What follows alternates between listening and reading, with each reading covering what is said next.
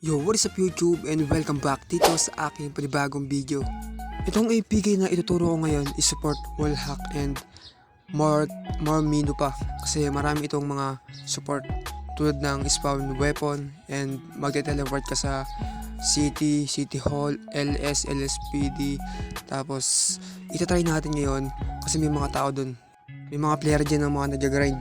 So susubukan natin para naman makita nyo naman na real tong aking APK na i-share sa inyo. So slash menu lang kayo para gumana yung mga commands ng mga cheat. Ayan, ito yung mga simad command ng mga cheat.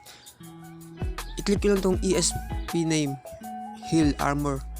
Yan, click nyo lang siya tapos click nyo ulit. Tapos pag magbaba kayo dyan, slash menu ulit kayo.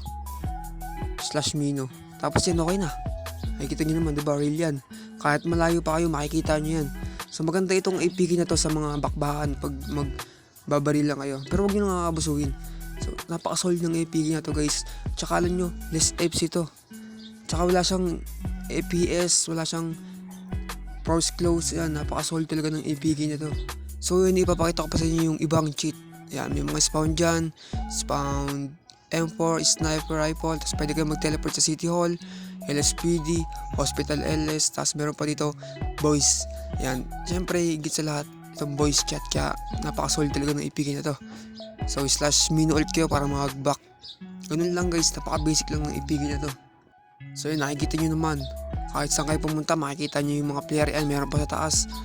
Tapos makikita nyo rin pala yung kanyang ID, tapos yung age, yung heal, tapos yung kanyang armor.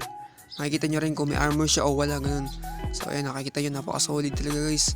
Ayun, daming player dito guys. So pasok na kayo dito sa GTA World. Yan, tara na dito at mag-grind. So ayan, hanggang dito lang yung ating video guys. Kung nagustuhan nyo, don't forget to like and subscribe. So hintayin nyo lang yung mga panibago natin video para makapag-upload pa tayo. Mag-subscribe lang kayo. So hanggang dito lang. Peace out.